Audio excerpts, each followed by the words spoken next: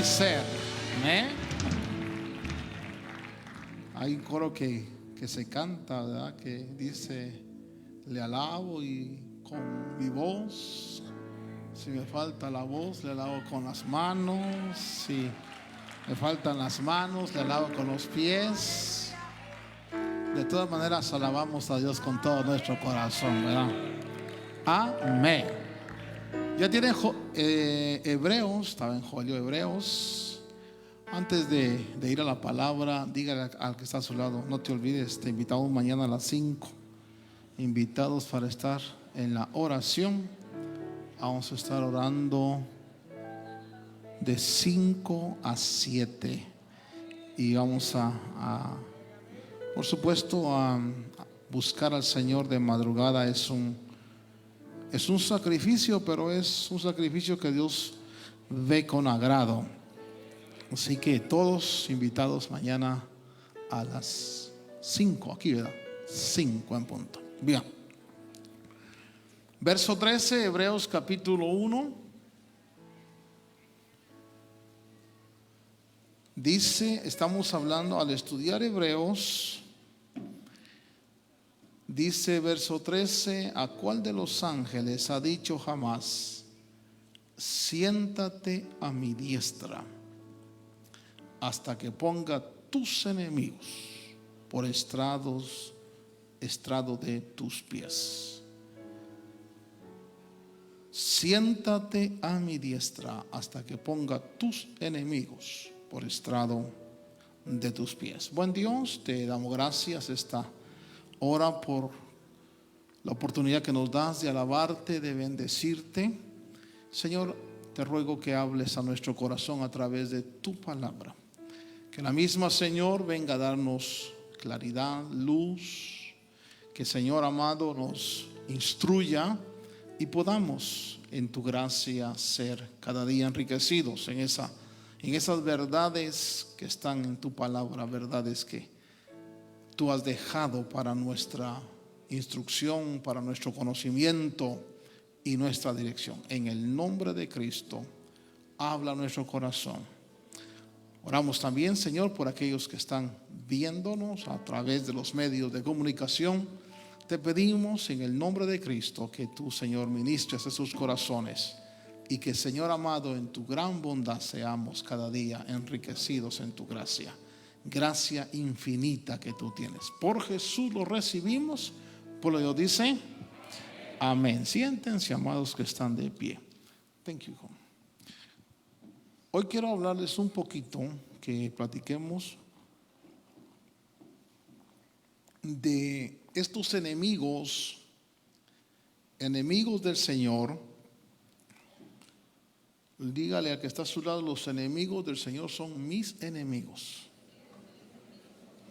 Aquí sí no hay posición neutral, ¿verdad? Nadie va a decir no, yo. Los enemigos del Señor son nuestros enemigos. Y cuando se habla de la victoria de Cristo,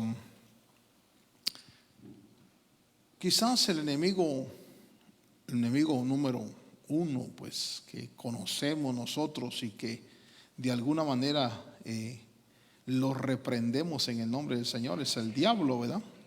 Diga conmigo: el Señor lo reprenda. Pero quiero llevarle a usted a que entremos un poquito en esta enemistad. Satanás no es enemigo que pueda vencer a Dios. Eso es imposible. La palabra del Señor nos marca a nosotros cómo aún el cielo experimentó algunas rebeliones y quisieron de alguna forma derrocar a Dios. Uno de los versos que más se conoce en ese pasaje es Isaías 14, donde dice: cómo caíste del cielo. Hablando de esas rebeliones que han existido. Y sin embargo, esto nos marca a nosotros. Ya en ocasiones anteriores hemos hablado un poquito sobre quizás el origen del odio, del rencor contra Dios. el hecho de que Dios haya nombrado a Jesucristo heredero de todo, heredero de todo. La herencia siempre ha sido motivo de discordia. Acuérdese usted que aún en las parábolas dice, hablando el Señor, dice que los labradores dijeron: este es el heredero, matémoslo y quedémonos con la herencia. Entonces siempre la herencia, lo que Dios ha creado, ha sido codiciado. Incluso usted mira en todo aspecto hoy en día. Por ejemplo, usted ve la situación del Medio Oriente. El problema que hay es la herencia, la heredad que Dios le dio a Israel. Una heredad que se la quieren quitar, una heredad que se la quieren que no la tenga. Una tierra que Dios les dio y que es motivo de discordia y de conflicto. Entonces la creación, la herencia siempre ha sido motivo de discordia. Aún en las mejores familias, fíjese usted, se muere papá y los hermanos empiezan a pelearse por las herencias. Y quizás usted ha sido testigo de cómo una herencia puede distanciar tremendamente a los familiares. Yo por eso no les voy a dejar nada de herencia a mis hijos, que no se peleen, ¿verdad? Pero fíjese usted que como Satanás no es rival para Dios, él lo que intenta o lo que trata de hacer es destruir el plan y la obra de Dios con su creación. Por eso nos ataca, por eso lo reprendemos en el nombre de Jesús, ¿no? Haría conmigo: Señor, reprenda al diablo y a todos sus secuaces. Pero cuando Jesús vino a la tierra, el Señor, hermano, vino a dar una revelación que para mí es fantástica, es increíble, que hay muchas cosas que uno no puede entender a cabalidad, pero que quizás usted ya lo ha oído, pero a mí no me es molesto repetirle lo mismo porque es seguro, ¿verdad? Decía Pedro. Cuando Jesús habla en Mateo 13 y él relata, vaya conmigo Mateo 13, y él relata parábolas, la parábola del sembrador, la parábola del trigo y la cizaña. Esa parábola del trigo y la cizaña es muy significativa. Es una de las parábolas más reveladoras, si puedo decirle, de una realidad que a veces cuesta creer, que a veces cuesta asimilar, pero que la Biblia revela. ¿Ya tiene usted Mateo 13? Cuando Jesús empieza a explicar la parábola del trigo y la cizaña, dice que entró en la casa, verso 36, sus discípulos le dicen: ¿sabes? Explícanos la parábola de la cizaña del campo. Y entonces Jesús comienza a explicar esa parábola, y él dice que el que siembra la buena semilla es el Hijo del Hombre. El campo es mundo. Ahora, la palabra original ahí es cosmos. Y la buena semilla, diga conmigo, buena semilla, son los hijos del reino. Pero agrega algo más. Y la cizaña, ¿qué dice? Fíjese que dice hijos del maligno. No dice los que se han hecho hijos del maligno, sino dice la cizaña son los hijos del maligno. Ahora note lo que dice el versículo 39. El enemigo que la sembró es el diablo, y la siega es el fin del mundo, y los segadores son los ángeles. Usted sabe que cuando hablamos del trigo y la cizaña, esta parábola nos está revelando a nosotros que hay en el mundo seres que en su herencia, en su interior, tienen características que demuestran su origen.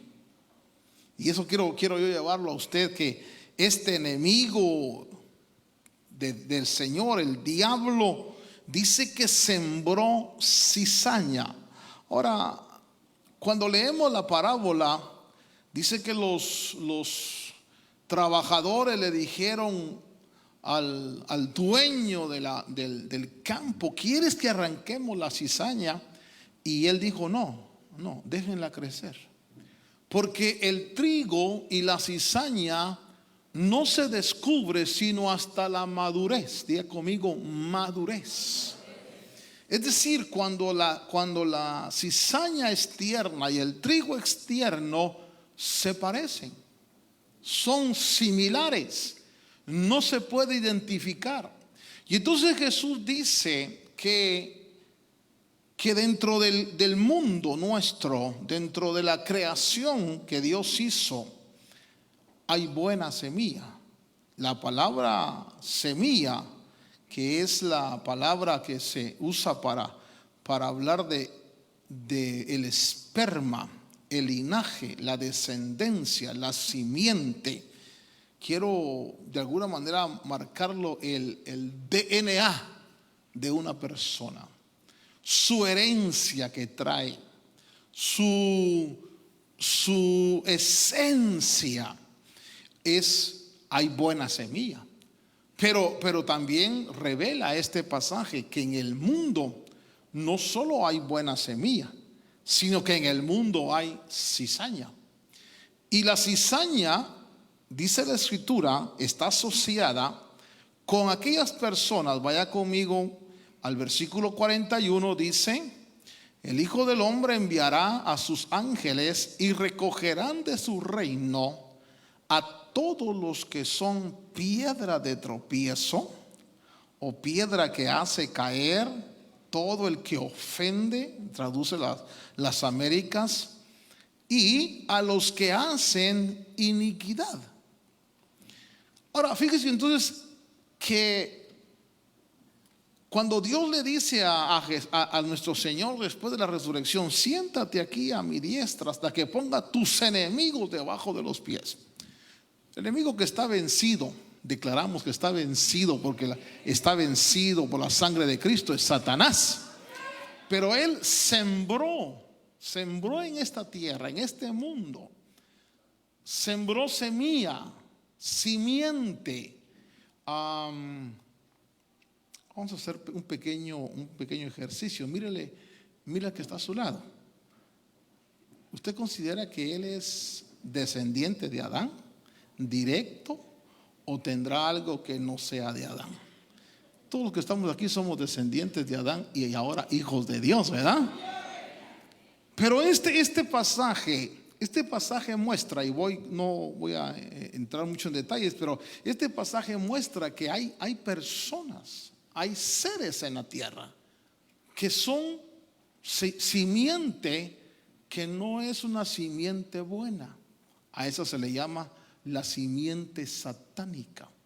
Por eso cuando Juan el Bautista, hermano, vino a predicar, Juan el Bautista se dirigió a muchos y les dijo: ¿quién os ha enseñado a huir? Pero les llamó engendros de víboras o camadas de víboras. Es decir, nosotros vamos a encontrar, hermano, en la palabra del Señor la revelación de que hay semilla en esta creación.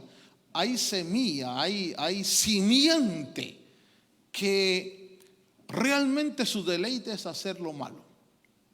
Se goza haciendo lo malo, disfruta haciendo lo malo. Es como, déjeme ponerlo de esta manera, es como el puerquito que se deleita en el lodo. Bueno, aquí en Estados Unidos no, porque no los dejan estar en el lodo, pero allá en nuestros países están los puerquitos, uno los lava, los baña, los suelta y ¡puf!, al lodo otra vez. Entonces, un enemigo que que hay que vencer, hermano. Y yo quiero por un momento decirle, nuestra lucha es contra Satanás. Satanás está acechando la vida del cristiano, y en un momento dado, si nosotros no tenemos cuidado, puede hallar lugar en nuestro corazón. Por eso dice Efesios: no deis lugar al diablo. Pero ¿cómo es que él da lugar? ¿Cómo es que él entra en el corazón? Fíjese usted que en el capítulo 5 del libro de los Hechos encontramos la historia de una pareja a la que Pedro le dijo al varón: ¿por qué dejaste que Satanás llenara tu corazón?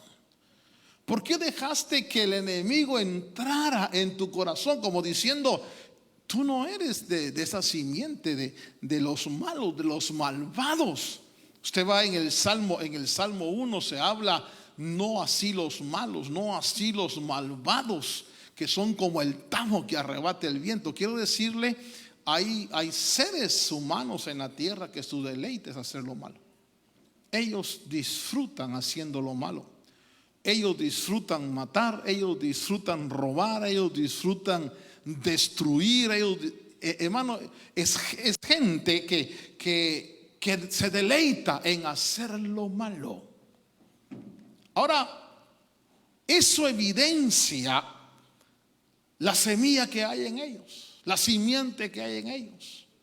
Por supuesto que aquí no hay ninguno, porque ningún malo viene a la iglesia. Esos están en los carteles, están, hermano, haciendo mal allá afuera, destruyendo, ¿eh? Pero es interesante que cuando hablamos nosotros de vencer a los enemigos, la cizaña está asociada con todos aquellos que son piedra de tropiezo y hacen iniquidad. Ahora, note que la cizaña, fíjese usted que la vamos a encontrar nosotros en esferas de gobierno. Por ejemplo, en el libro de los Hechos, capítulo 13, vaya conmigo por favor. Ahí hay una confrontación que tiene el apóstol Pablo con un hombre llamado Elimas, versículo 8, a quien la Biblia le dice el mago, pues así se traduce su nombre. Y este se oponía tratando de desviar de la fe al procónsul. Son esos enemigos de la fe. Son esos que dicen: no, pero es que no, ustedes todo lo arreglan con la fe, le dicen a uno. Pero nosotros lo arreglamos todo con la fe. Nosotros entendemos por la fe, nosotros recibimos por la fe, nosotros, hermanos, adoramos por la fe. Y entonces, es que ustedes todo lo quieren resolver con la fe. Y entonces hay que ser práctico, hay que ser científico, hay que probar las cosas, que tengan lógica, que hagan sentido. Enemigos de la fe. Fíjense que hay un hombre llamado Elimas, que está tratando de desviar de la fe al procónsul. Un mago, un hechicero, que está tal vez de concejal o de asistente del procónsul. Pero entonces Saulo, que también dice llamado Pablo, lleno del Espíritu Santo, fijando la mirada en él, fíjese que Pablo no le llamó opositor de la fe, sino que Pablo le dijo hijo del diablo. O sea que Pablo vio la estirpe que tenía dentro. En la llenura del Espíritu, Pablo vio que ese hombre era una semilla, que era una simiente satánica. Y entonces le dice hijo del diablo. Pero qué interesante es que le dice que estás lleno de ¿qué? Fíjese que aquí vamos a hacer un alto. Por eso es que yo jamás puedo ser un buen vendedor de carros, sobre todo de carros usados. Le voy a decir por qué.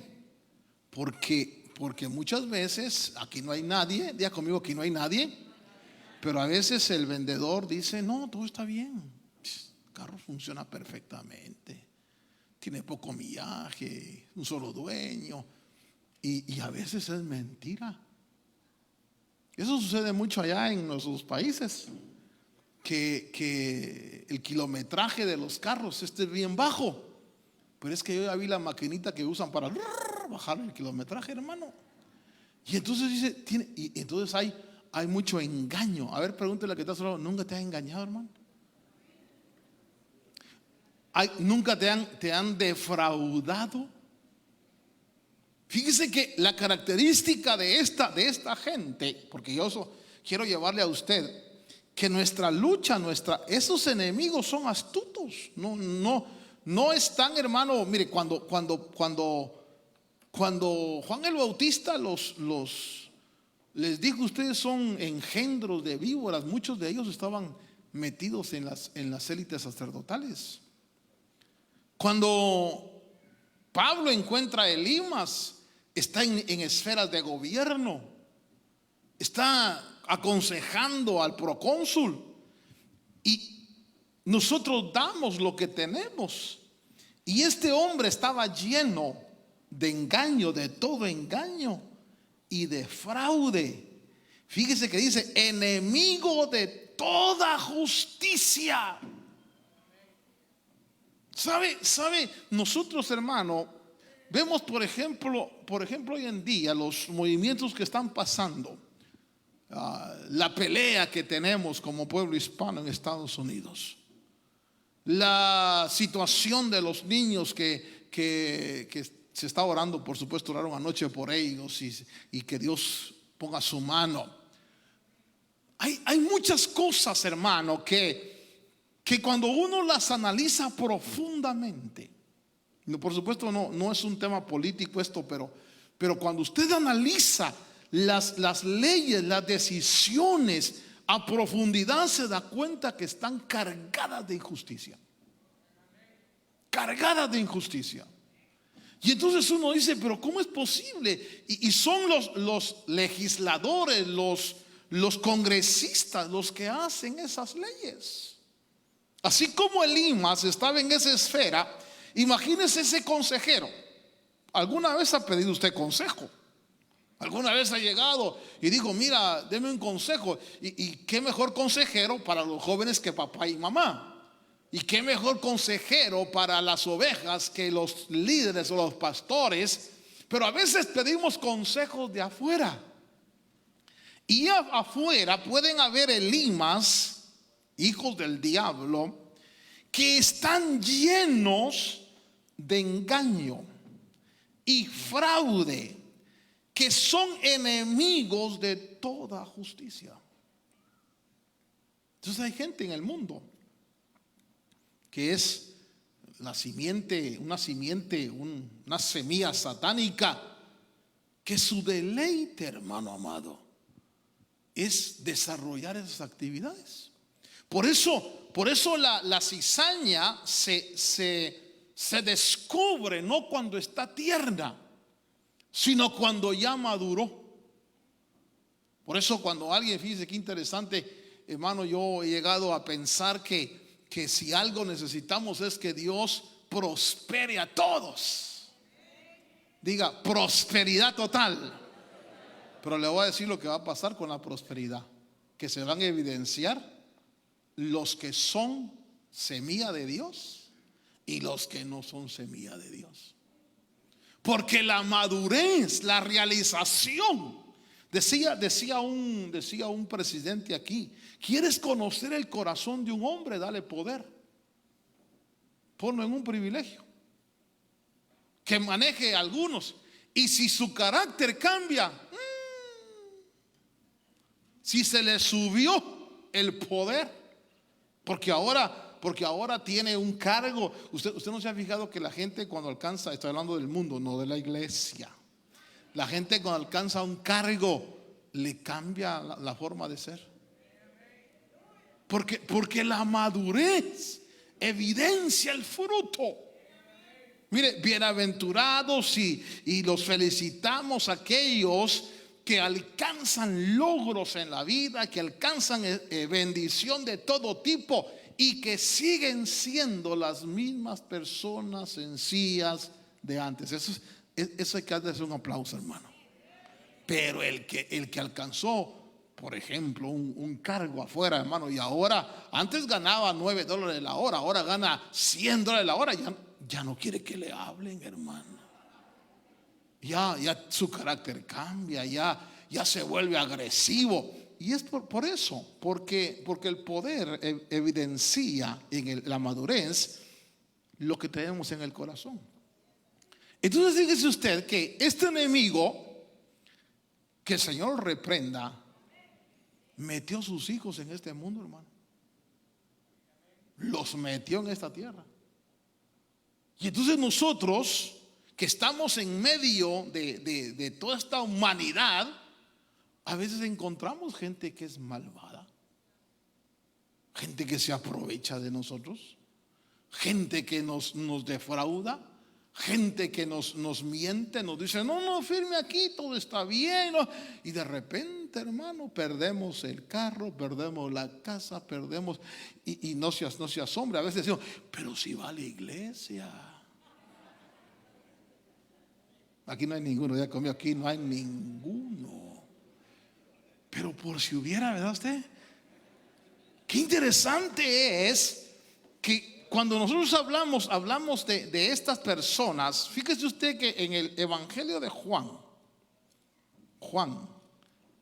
ahora, esta gente, hermano, que nació de esa forma, si usted me pregunta si tendrá redención o salvación, yo le diría, yo me apunto que no, porque son simientes, son semilla dañada, no son de Adán, son simiente satánica. Ellos nacieron para lo malo, ellos nacieron para hacer fraude. Por eso nosotros no podemos ser tan ingenuos. Por eso Jesús dijo, sean sencillos como palomas, pero astutos. Por eso usted no se puede dar el lujo de ser porque, hermano amado, mire, ¿cuántas veces no hemos visto lobos con piel de oveja? ¿Verdad? Y sobre todo las mujeres. Llega un lobo ahí y le dice, mire, madrecita linda, y yo a usted le voy a dar esto, a lo otro. Y sí, y a veces las pobres mujeres, ¿verdad?, se lo creen todo, hermano. La otra vez una hermanita de aquí de la iglesia me dijo, mire, hermano, después de 10 años vino y me dijo, hermano, perdóneme. Y le dije, ¿por qué, hija? Porque usted me advirtió, usted me dijo que ese hombre no era de la fe, me dijo que ese hombre no iba a creer lo mismo que yo, me dijo que no me convenía, y usted no me quiso casar con él. Y yo me enojé con usted, hermano, y yo me fui murmurando de usted, y yo dije, ¿qué clase de pastor es este que no tiene ni amor? Y hablé de usted. Me dijo, pero perdóneme, porque después de 10 años cabal lo que usted me dijo sucedió. Me dejó con hijos y se fue. Yo le dije, I told you. Te lo advertí, te lo dije. Por eso cuando Pablo aborda ese tema, dice, no os unáis en yugo desigual con los incrédulos. Porque usted puede, hermano amado, usted no sabe si en su esencia es cizaña. No va a cambiar. Pero a veces estamos tan enamorados que decimos, no, hermano, pero yo voy a ayunar, yo voy a orar, lo voy a traer a la iglesia. Y de repente ya ni ellas van a la iglesia. ¿Y por qué? Es que mi esposo no quiere. Es que dice que así. Y entonces, hermano, encontramos que, fíjese usted que esta gente, yo quiero que vaya conmigo a Juan capítulo 8. Dice, hablando Jesús, hablando el maestro, el Señor, en el verso 40 dice, pero ahora procuráis matarme, a mí que os he dicho la verdad que oí de Dios. Esto no lo hizo Abraham. Versículo 41, vosotros hacéis las obras de vuestro padre. Ellos le dijeron: nosotros no nacimos de fornicación, tenemos un padre, es decir, Dios. Oiga, fíjese que son hijos del diablo y creen que Dios es su papá. O sea que pueden estar metidos en esferas religiosas. No se asuste, pueden ser hasta apóstoles, porque Judas era apóstol. Pero no dice la Biblia que Judas era de Dios. Pero ahí andaba entre los 12 y hacía milagros y echaba fuera demonios. Y yo me imagino que cuando Judas echaba fuera el demonio le decía: pero hermano, si tú eres de los nuestros. Y Judas le decía: haceme la campaña, me salí para mientras, no me quemes pues. Era el tesorero. Jesús dijo: de los que me diste, dice, ninguno se perdió, excepto el hijo de perdición, que ya estaba perdido. Y entonces fíjese usted que uno los puede encontrar en esferas religiosas, en esferas de gobierno, en todos lados, hermano. Por eso, cuando usted va a hacer un negocio, cuando usted va a hacer una sociedad, cuando usted va, sobre todo cuando usted se va a casar. Aquí nadie se quiere casar porque nadie dijo amén, ¿verdad? Usted tiene que preguntarle a Dios: Señor, ¿y esta mujer que parece virgencita, Señor, realmente es la que tú quieres? Porque no vaya a ser, hermano, que después le dé una batalla. Bueno, los que ya nos casamos, pues ya la única medicina es la resignación, ¿verdad? Pero al que no se ha casado tiene que pedirle al Señor: Señor, guíame. Ahora, note esto. Lo que quiero yo esta noche dejarle es que la Biblia revela, hermano, la Biblia revela que hay seres humanos aquí que no son del todo humanos, como nosotros. Dice que nosotros no somos del todo humanos. ¿Ya sabía usted eso, va? Nosotros somos seres híbridos. Nosotros somos mitad humanos y mitad divinos. Porque la simiente de Dios está en nosotros. Pero nos parecemos a los humanos.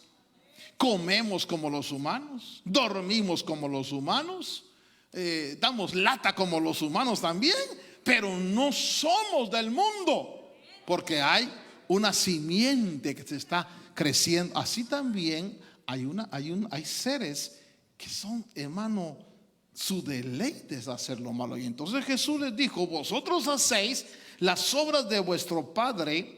Ellos dijeron: nosotros no nacimos de fornicación, tenemos un padre, es decir, Dios. Jesús les dijo: si Dios fuera vuestro padre, me amaríais. Mire la característica de los que somos de Dios: hay amor. A ver, pregúntele a que está a su lado: ¿me amas? Por supuesto que si usted trajo a la novia, aprovecha ahorita, dígale: ¿me amas? Porque una característica del que es de Dios. Fíjese que yo lo decía, no sé dónde estuve yo predicando hace poco, pero yo le decía a los hermanos, por ejemplo, puedo preguntarte a ti: ¿me amas? ¿Sí? ¿De dónde eres tú? Nacido de Nicaragua. Fíjese, hermano, ¿cómo es posible que este hombre me pueda amar y yo pueda amarlo a él?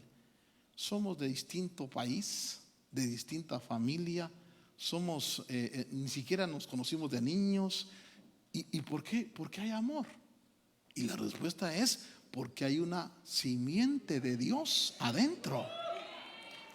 Porque no importa de qué nacionalidad usted sea, si la simiente de Dios está adentro, la característica es el amor. Por eso fíjese, aquí dice, fíjese que el Señor le dijo, vean, ellos decían: nosotros somos de Dios, no nacimos de fornicación. Y Jesús les dijo: si Dios fuera vuestro padre, me amaríais. O sea que yo estoy sacando una conjetura. Yo soy de Dios. Si alguien no me ama, ese es del diablo. Es tan fácil, ¿va? A ver, diga conmigo, yo soy de Dios. Los que no me aman son del diablo. Porque si fuerais de Dios me amaríais, porque yo salí de Dios. Dice, y vine de Él, pues no he venido por mi propia iniciativa, sino que Él me envió. Verso 43. ¿Por qué no entendéis? Segunda característica. No entienden, hermano. No pueden amar y no entienden. Aunque usted les explique, aunque usted le diga, mira que esto no entiendo. 1 más 1 es 2, no entiendo. Entonces, la falta de entendimiento espiritual. Fíjese que por eso, hermano amado, qué tremendo es. Usted ha entendido que Jesucristo es el camino al Padre. Y mire, yo quiero preguntarle algo aquí entre nosotros, sin que sepan afuera. ¿Usted está convencido que está en la verdad? ¿Sí? ¿Cuántos creen que están? Sí, declaran, yo estoy en la verdad. ¿Por qué? Porque usted entiende que está en la verdad. Usted no vio a Cristo crucificado, ¿verdad que no? Usted no vio cuando Dios creó los cielos y la tierra, ¿o sí? ¿Verdad que no? Pero usted cree que Dios lo hizo. Usted cree que Jesús murió por usted, porque por la fe usted entiende. Porque a los que somos de Dios, Dios nos dio una medida de fe. Fíjese qué interesante. Por eso usted que puede evangelizar, evangeliza 5, 8. Hermano, unos no entienden, otros se enojan y uno cree. Y el que creyó fue usted. Y tal vez que evangelizaron era el otro, como mi pastor me contaba una vez a mí que estaba evangelizando a un hombre y el tipo así, no, esas son tonteras, que no sé qué, alegando, hermano, y mi pastor se esforzaba por evangelizarlo. De repente oyó que alguien estaba llorando y le hicieron así en la espalda, le tocaron y volteó y le dijo, mire, atrás, y le dijo, mire pastor, si él no quiere, yo si quiero aceptar a Cristo, le dijo. Mi pastor evangelizando es hijo del diablo y el hijo de Dios estaba aquí a este lado. Ellos no entienden. A ver, pregúntele a que está a su lado, tú sí entiendes la palabra de Dios, ¿verdad? Le va a decir, claro, ¿qué quieres que te explique? El Apocalipsis, los truenos, las trompetas, yo entiendo todo. Dice, ¿por qué no entendéis lo que digo? Pero fíjese algo más, ¿por qué no podéis oír? Si no pueden oír, les cae mal, les molesta. Usted les entrega una predicación y la tiran. No pueden oír, hermano. Miren las características. Si está viendo eso, porque si su niño salió, si usted es prieto, su niño va a salir prieto. Si usted es güero, su niño va a salir güero. Si usted es de Dios, usted puede amar al hermano. Si usted es de Dios, entiende lo espiritual. Si usted es de Dios, usted puede oír la palabra de Dios. Le gusta oír la palabra de Dios. Fíjese lo que Jesús les dijo, verso 44. Es que el maestro fue directo. Sois de vuestro padre el diablo. Y esta se dio música. No. Pero les dice algo más. Y queréis hacer los deseos de vuestro padre. Entonces aquí quiero parar un momentito. Entonces quiere decir que Satanás metió la semilla en el mundo porque él como padre quiere desarrollar sus deseos a través de sus hijos. Esto se lo está imitando a Dios, porque así trabaja Dios. Dios también te ha llamado a ti para que nosotros podamos desarrollar los deseos de Dios. Y fíjese que los deseos de Dios son: ámense unos a otros. Los deseos de Dios son: entiendan mi palabra. Los deseos de Dios, edifíquense. Qué diferentes, ¿verdad? Pero fíjense, aquí dice: sois de vuestro padre el diablo y queréis hacer los deseos. Y aquí quiero parar un momentito. Quiero que diga conmigo: deseos. Entonces quiere decir que no todos los deseos que los seres humanos tengan son de una fuente humana. Hay deseos que son satánicos. Ahora le voy a decir, aquí dice: él fue, dice Jesús está hablando, él fue homicida. Homicida quiere decir alguien que ocasiona la muerte. O sea que cuando nosotros tomamos acciones que van a dañar al prójimo y lo puedan poner en riesgo, eso quiere decir que hay que revisar esos deseos, porque esos deseos no son de Dios. Esos deseos pueden venir de otro lado. Y dice ahí: él fue homicida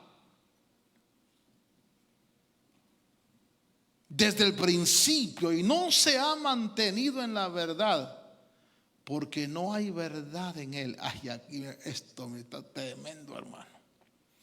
Cuando habla mentira, habla de su propia naturaleza. Por eso qué terrible cuando le preguntan a uno: ¿me amas? Hermano, de repente llega una hermana y le dice: hermana, mire, o hermano, hermano, mire, yo he visto como que usted me ve raro, como que le caigo mal. Hermano, ¿me ama? Dice, y el otro con unos ojos. Y a veces: sí, hermano, lo amo, pero no somos verdaderos. Cuánta hipocresía hay a veces, hermano. Le amo, hermano. Le vamos a dar una buena, hermano.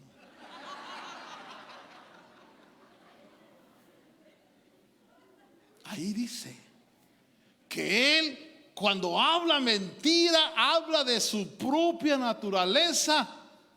Padre mío, yo tengo que renunciar esta noche a toda mentira, porque él es mentiroso.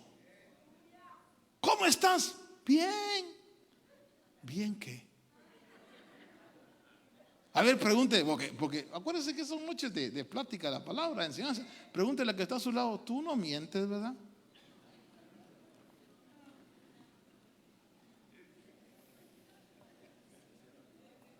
Es que la mentira es un fruto de algo.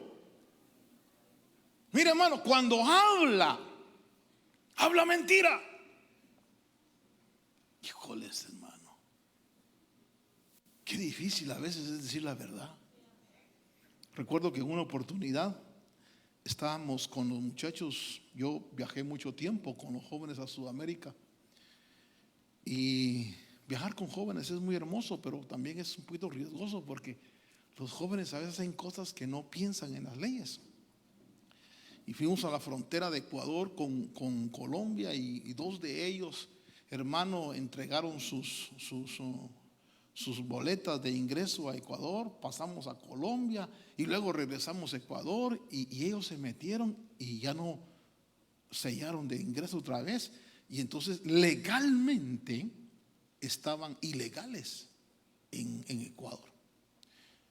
Y ahora había que tomar el vuelo, y cuando nos damos cuenta, y las boletas las entregamos. Entonces, bueno, para no cansarle, la única forma era ir a inmigración de Ecuador, hablar con el director y explicarle para que los pudiera dejar salir, porque si no, ellos eran ilegales en Ecuador. Yo, imagínense, me llevé 8 jóvenes de aquí que sus papás me dijeron: hermano, confiamos en usted. Iba a regresar solo 6, y se quedaban 2 allá, hermanos, detenidos por ingreso ilegal. Platicamos con el director de inmigración y todo ahí, y entonces él nos dijo: mire, les quiero hacer una pregunta. Ahí estaban los muchachos. Fíjese, póngase en mi posición de pastor.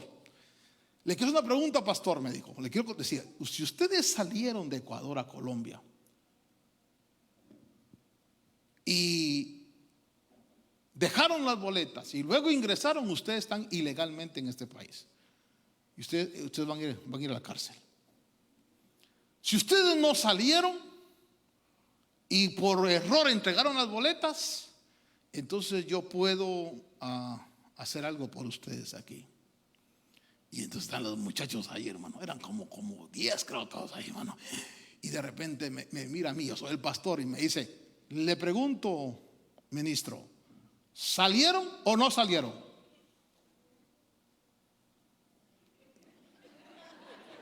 Yo dije: si digo la verdad, voy a dejar 2 aquí. Si digo una mentira, voy a defraudar a todos estos, porque van a decir: no se puede mentir.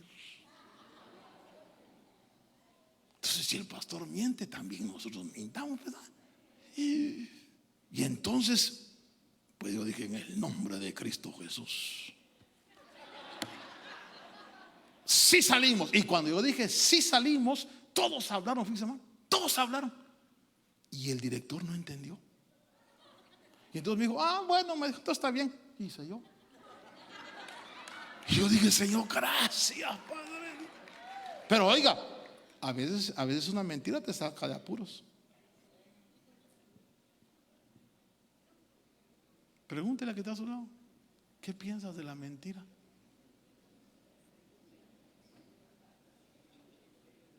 Ese es el mensaje de esta noche. Fíjese que él dice ahí, pónganme el versículo, hijos, en la pantalla: es homicida desde el principio, no se ha mantenido en la verdad, porque no hay verdad en él. Cuando habla mentira, habla de su propia naturaleza, porque es mentiroso y padre de la mentira. Mire, a veces es mejor decir: no quiero contestar eso, porque te dice la esposa: ¿me amas? No quiero contestar eso.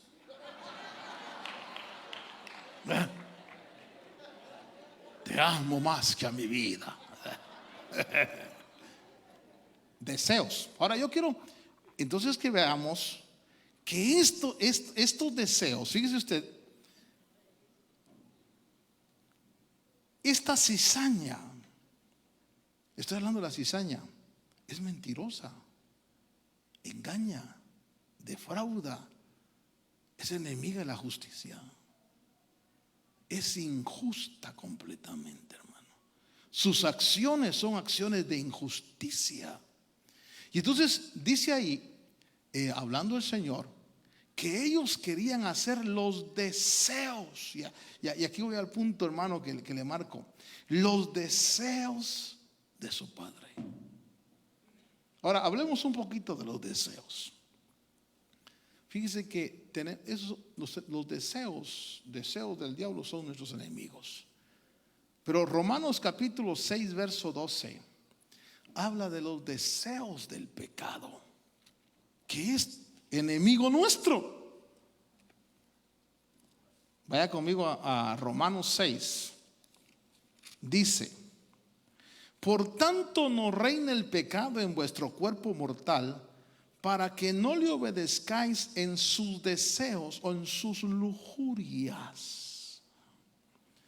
Batallamos contra los deseos del pecado. Romanos 13:14, batallamos contra los deseos de la carne.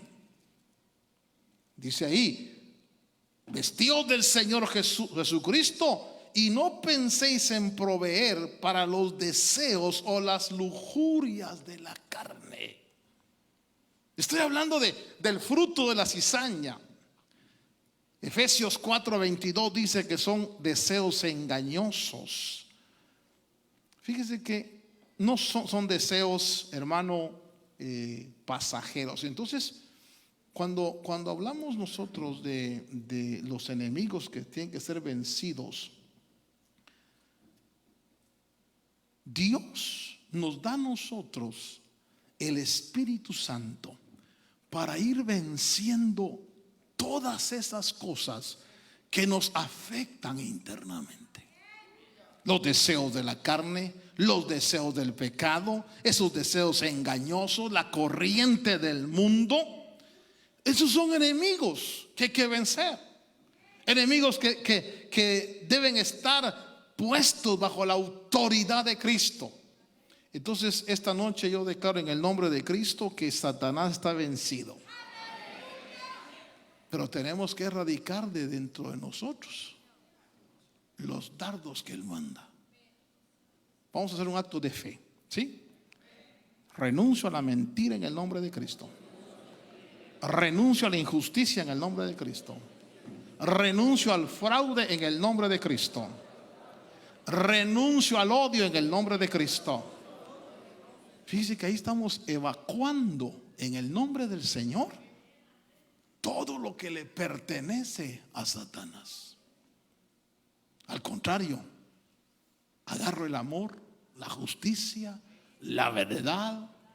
Es decir, cuando hablamos nosotros de vencer a esos enemigos o vencer al diablo, es vencer el fruto de esa cizaña. Déjeme avanzar a otro enemigo: la muerte. La muerte es un enemigo terrible de Dios. La Biblia dice que en 1 Corintios 15, 26 que va a ser el último enemigo que va a ser vencido. ¿Cómo entró la muerte en el mundo? Porque cuando Dios creó al hombre, Dios, fíjese que el paraíso era como la escuela donde Adán iba a estar. Porque el huerto del Edén no era el lugar eterno donde Dios quería que estuviera Adán. Sino era un lugar temporal donde Dios, hermano, lo iba a madurar, donde le asignó, por ejemplo, en los árboles. Adán tenía que comer del árbol de la vida en el huerto, y también cuando él creciera y madurara, iba a ser expuesto al árbol de la ciencia del bien y del mal. Sí, el paraíso es un lugar es como la escuela a donde Dios puso a Adán. ¿Por qué? Porque Efesios y Hebreos dice que la meta de Dios al hacer el ser humano no era que viviera en el paraíso, sino que estuviera en su gloria, alcanzar la gloria de Él, que no es el paraíso. Entonces, pero cuando el hombre peca, entonces Romanos 5:12 dice que cuando pecó, entró la muerte por el pecado. Y esa muerte ha hecho estragos en la humanidad, y ha hecho estragos en nosotros. Pero esa muerte va a ser vencida. Fíjese que el primogénito de la muerte es la enfermedad. O sea que si a veces nosotros tenemos enfermedades. No le voy a decir que estemos endemoniados, pero esa enfermedad es el primogénito de la muerte. Esa enfermedad es porque como entró el pecado en Adán, este cuerpo se enferma, se debilita, este cuerpo está vulnerable. Pero va a llegar el día, la Biblia lo dice, cuando esto corruptible sea vestido de incorrupción, y entonces la muerte va a ser vencida completamente. Entonces un enemigo que va a estar debajo de los pies del Señor, el diablo, la cizaña, la muerte. Quiero nada más llevarle a un punto final aquí. Un enemigo fuerte que Dios tiene, y que quizás usted va a decir, ese enemigo me da problemas, está en Romanos capítulo 8, verso 7. Y usted me dirá si tiene conflicto con ese enemigo o no. Romanos 8 dice: la mente, ¿qué dice? Puesta ¿en dónde? En la carne, es enemiga de Dios, porque no se sujeta a la ley de Dios, pues ni siquiera puede hacerlo. La mente puesta, no la mente no es enemiga de Dios, sino la mente puesta ¿en dónde? Ahora déjeme por un momentito pensar, ¿qué será la carne? Porque no sé qué es la carne, pero ¿qué piensa usted que es la carne? Es todo eso malo que está dentro de nosotros. Por ejemplo, la mente puesta, no se vayan a ofender por lo que voy a decir, pero películas, telenovelas, mundial, Eso no es espiritual. Mire, fíjese que una persona me mandó hoy un correo y escuché a una niñita como de quizás unos 15, 12, 13 años. Ahí en YouTube está, no lo mire porque es bien vulgar. A mí no sé por qué me lo mandaron ahí para oírlo. Insultando a un equipo porque le ganó al otro. Ahora, dígame usted, ¿no es carne eso? ¿Cuántos hermanos hay que se están peleando o se han peleado o se han llenado de odio, de rencor? Mire cómo Satanás es tan astuto que utiliza la corriente de la moda, de la ciencia, del deporte para ingresar sus deseos. Para meter, mire, por eso quizás yo no soy legalista, ni soy fariseo, ni soy religioso, pero la tele, hermano, tenga cuidado con la tele. Dígale que está a su lado, tenga cuidado con la tele.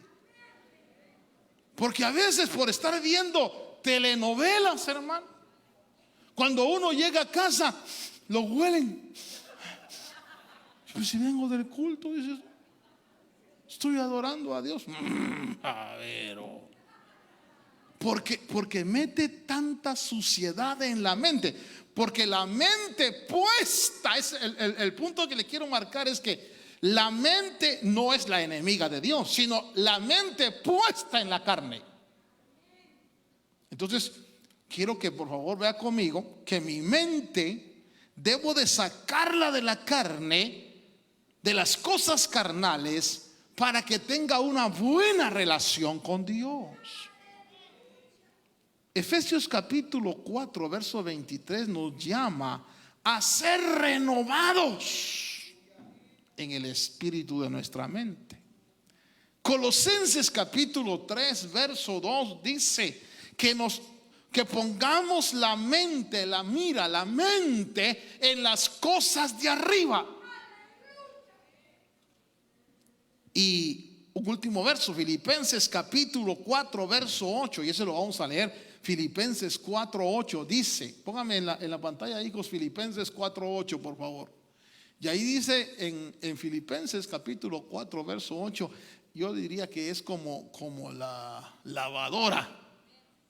Por lo demás, hermanos, de llamada final, todo lo que es que, allá ve, contra la mentira, todo lo digno, todo lo justo, todo lo puro, todo lo amable, todo lo honorable, si hay alguna virtud o algo que merece elogio, ¿qué dice? A ver, pregúntele a que está a su lado, ¿en qué piensas tú la mayor parte del día? ¿Cuántos queremos que Dios nos hable? Mire, que Dios nos hable directamente. ¿Sabe que Dios nos habla aquí? Pero a veces no nos puede hablar porque la mente la tenemos puesta en otras cosas.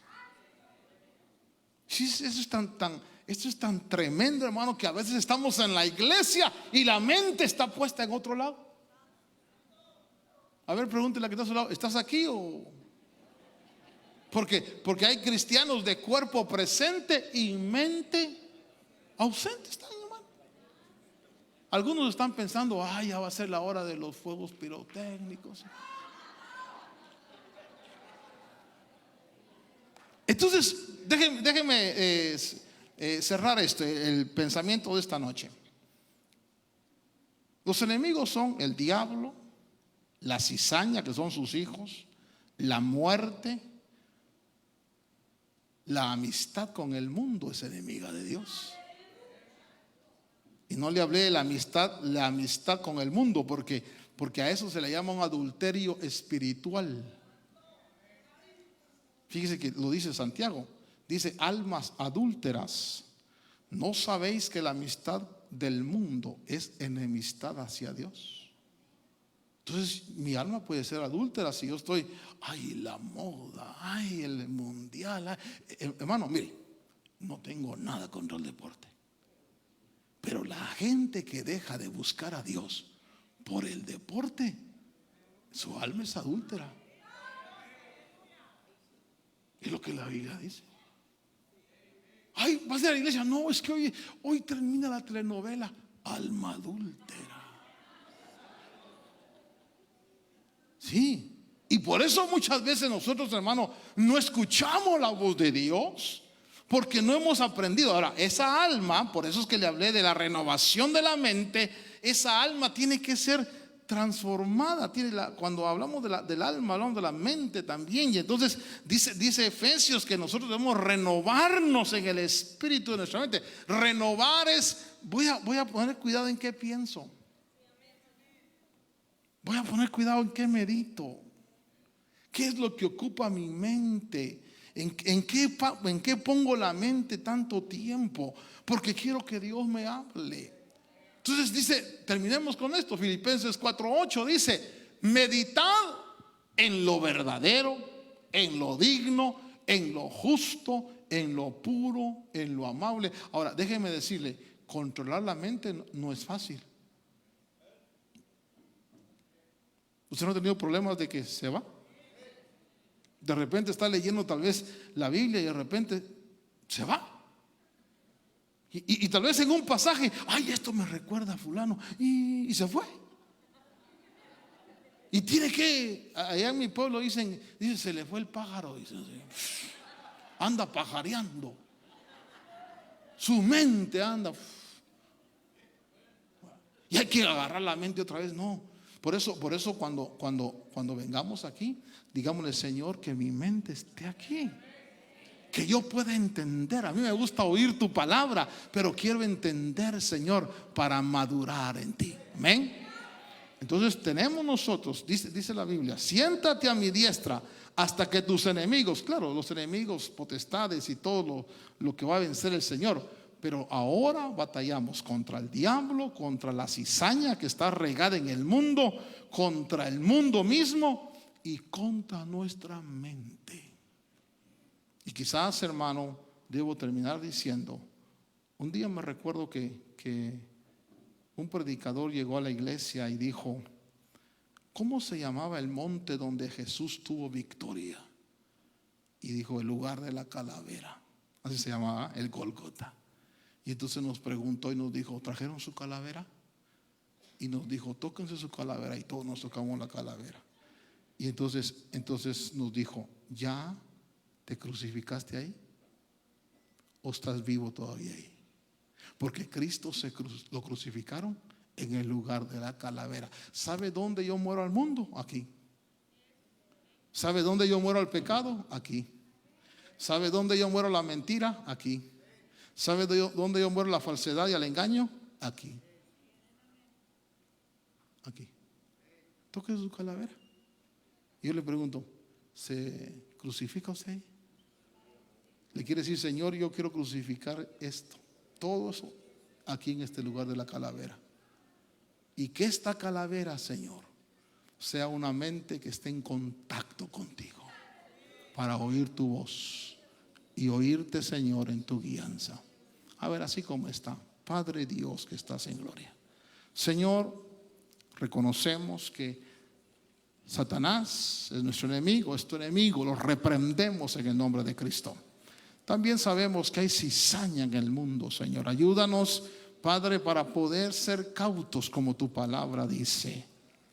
También, Señor, en el nombre de Cristo, ayúdanos a no amar el mundo, Señor, con sus pasiones y sus deseos.